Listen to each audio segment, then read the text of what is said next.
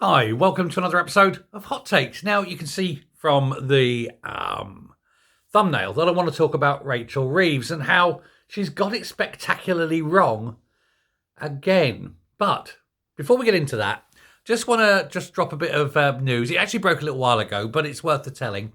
The High Court has lifted its ban on naming H6, the Chinese spy, the friend of Andrew. Now, his name is Yang Tangbo.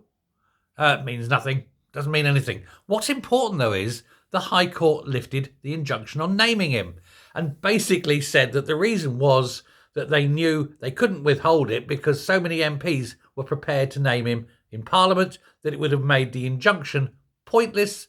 And so they've released the injunction. And now everybody's talking about Yang Tangbo, which is all very fine and pleasant. We know nothing about him, of course, except that he's a very close friend of the prince, that he's invited to very, very high places. He's met with very, very important people, and he's been around for quite some time before getting banned from entering Britain under spying allegations. What we need to know is what was said to whom, and is Andrew officially a spy against this country? Is it treason for Prince Andrew? Who knows?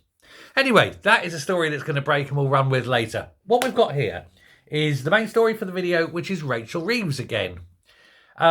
In some more analysis, why is it this woman gets everything so very, very wrong?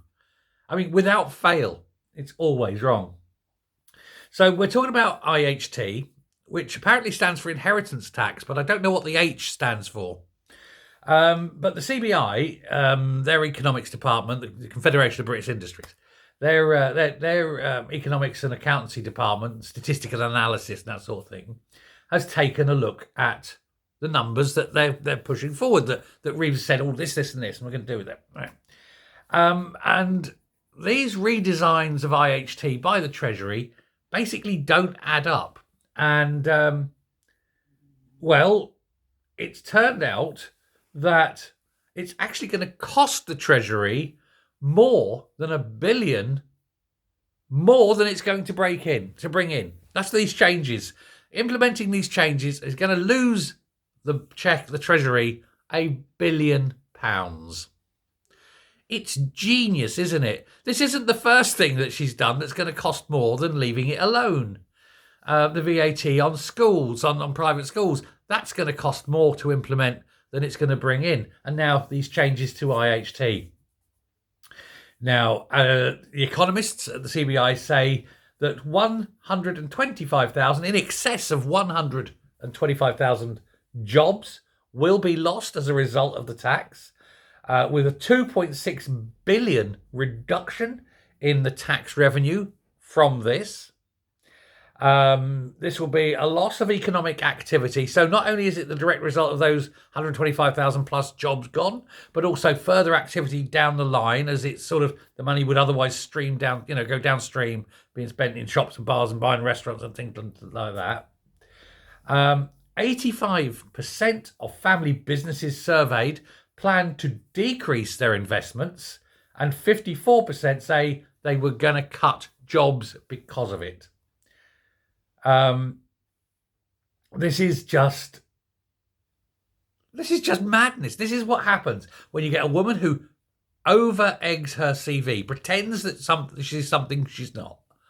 She pretends she's adequate. Delusions of adequacy, as they say. She pretends she's an economist. She's clearly not an economist. She cannot count. Now, I know I've said it before. They actually have officials in the Treasury have to sit and explain everything to her, and they have to do the calculations themselves. She's not actually capable of doing simple mathematics. That's why she was working in the complaints department and not as an economist. She can't add up. She can't count. Now, this all comes as 160,000 family firms represented by 32 different trade associations have written to Reeves over the weekend to demand consultation on the IHT. Now, here's another thing. This is another example of the government breaking the law. Any major change of policy, such as what they're doing with the IHT, with inheritance tax, has to have an impact assessment commissioned and done. And they haven't done it. And now, because of that, there's also court cases going in, further going to weaken this. She's now going to have to pay even more money to try and defend this in court. And of course, she can't. It's automatically lost because she hasn't done the impact assessment. So she's going to spend money to defend something that is indefensible. This woman is a genius, isn't she? Yeah. Kemi Badenoch is going to be brandishing this new evidence, this new report, this new statistics at a BPR conference. I think it's today. I think it's this evening. I think the conference is on this afternoon and this evening. And Farage is going on about it and saying that it's obvious Rachel Reeves is not an economist. She's not anything. She's useless. She's thick. She's a moron. There are words as yet uncreated that would describe the stupidity of this woman. But she thinks she's clever. And this is the worst of it all. There is nothing more dangerous than someone with a little bit of knowledge. And she has a little bit of knowledge, but she doesn't know enough. She doesn't know enough to know that she doesn't know all. Now, Reeves is taking fire from all sides over this.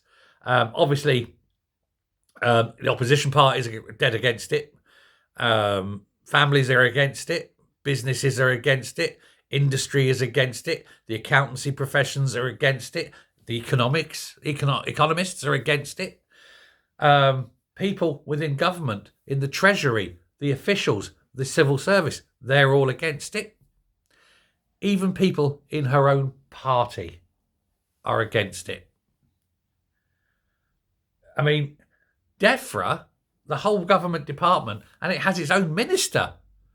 They're against it. And the Ministry of Agriculture is against it. The Ministry of Agriculture sitting there banging their head against the door over this because they know how bad and mad and dangerous it is.